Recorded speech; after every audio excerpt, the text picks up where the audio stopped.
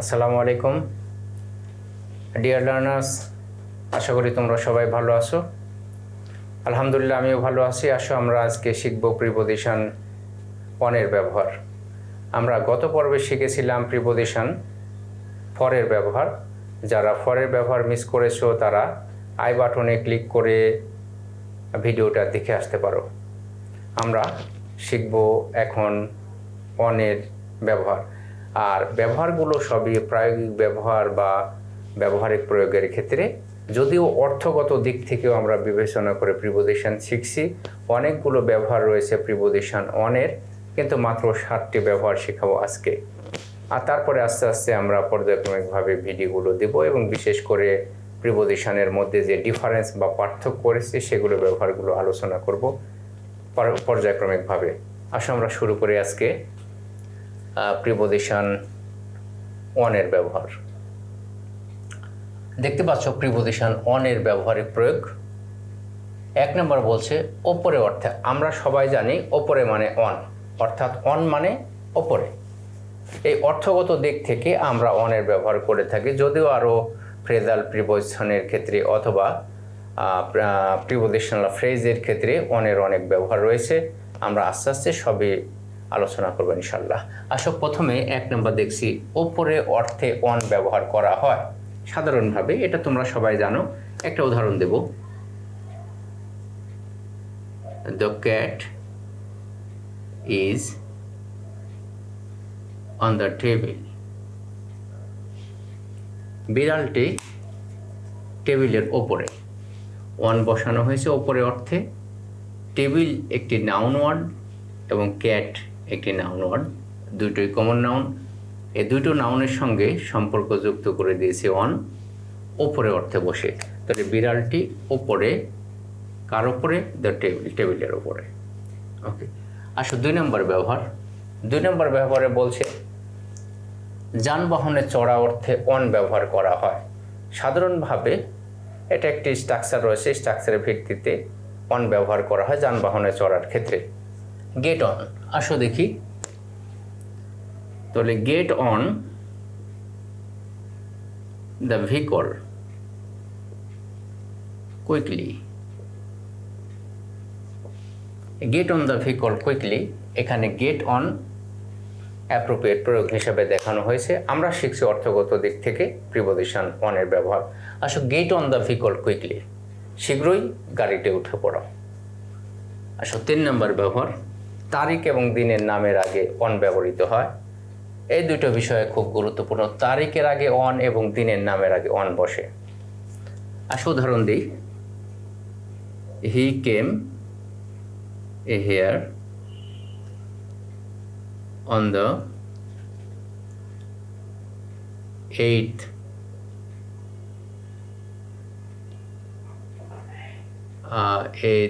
November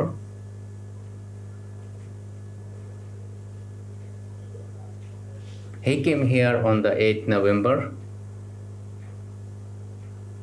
on Monday. সে এখানে এসেছিল the 8th মানে 8 তারিখ, নভেম্বর মাসের 8 তারিখে। এই জন্য on the 8th November on Monday, সোমবার নভেম্বরের 8 তারিখে সে এখানে এসেছিল। এই অর্থে তারিখের আগে অন এবং দিনের নামের আগে অন ব্যবহার করতে হয়েছে। এই দুটো তারিখ এবং দিনের নামের আগে অন ব্যবহার করতে হবে। আশা করি বুঝেছ। পরে যাব টেলিফোনে কথা বলার ক্ষেত্রে টেলিফোনের আগে অন ব্যবহার করতে হয়। আসো দেখে নিই।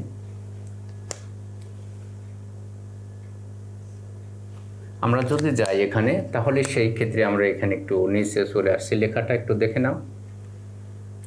আই স্পোক টু হার, আমি তার সাথে কথা বলেছিলাম অন টেলিফোন, টেলিফোনে কথা বলেছিলাম। তাহলে টেলিফোন আছে, টেলিফোন এ কার থাকার জন্য অন।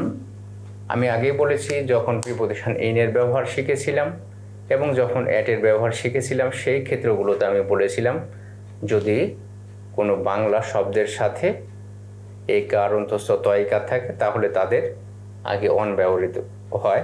এখানেও ঠিক একই অর্থে ব্যবহার করা হয়েছে। আসো আর একটা প্যাটার্ন ভিত্তিক খুব গুরুত্বপূর্ণ প্যাটার্নটা একটু মনোযোগ দিতে হবে। অন প্লাস ভার্বিং, অর্থাৎ অনের পরে ভার্বের সঙ্গে আইএনজি যুক্ত করলে কি অর্থ প্রকাশিত হয় আমরা একটু দেখব। খুব গুরুত্বপূর্ণ প্যাটার্নটা মনে রাখবে। এখানে on reading the news or later, on reading the letter she started crying. On reading the letter she started crying কি অর্থে ব্যবহৃত হয়? অর্থাৎ তৎক্ষণাৎ অর্থে। তাহলে অন রিডিং দ্য লেটার অর্থাৎ চিঠি পড়া মাত্রই, যে মাত্র চিঠি পড়লো ঠিক সেই মুহূর্তে। তাহলে অন রিডিং দ্য লেটার, চিঠি পড়া মাত্রই she started crying, তিনি কান্না করতে শুরু করলেন। তাহলে যদি ভার্বের আগে অন বসানো হয় তাহলে তৎক্ষণাৎ অর্থ প্রকাশিত হয় অন রিডিং দ্য লেটার, চিঠি পড়া মাত্রই বা তৎক্ষণাৎ, সেই সঙ্গে সেই সাথে সাথেই। আসো পরের সেন্টেন্স। বিষয়ের নামের আগে অন বসাতে হয়। বিষয় হতে পারে পলিটিক্স, হতে পারে ডেমোক্রেসি, অথবা ইংলিশ, অথবা বাংলা, যে কোনো টপিক বা বিষয়ের নামের আগে অন বসাতে হয়। তাহলে হি কেপ্ট স্পিচ, তিনি বক্তব্য দিয়েছিলেন কিসের উপরে? On politics.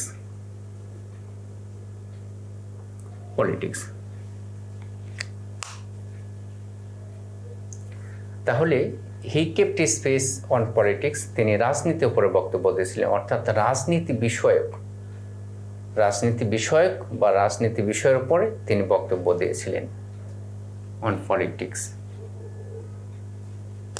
7 নাম্বার, চলমান কাজকর্ম বোঝাতে। এটা একটা প্যাটার্ন ভিত্তিতে চলমান কাজকর্ম বোঝাতেও প্রিপোজিশন অনের ব্যবহার আছে। কেমন ব্যবহার দেখো, যদি একটি স্ট্রাকচারাল ফাংশন রয়েছে, আমি স্ট্রাকচারাল ফাংশনটা উল্লেখ করে দিচ্ছি, তোমরা একটু দেখে নাও। বি প্লাস অন মানে চলমান কাজ বোঝানো হয়। বি বলতে কি বুঝি? বি বলতে আমি যার ওয়াদয়, এই 5টি বুঝলে হলো। তাহলে সেখানে যদি বি এবং তারপরে অন থাকে তাহলে সেটা চলমান কাজকর্ম বোঝাতে অনের ব্যবহার হয়। দেখো উদাহরণে,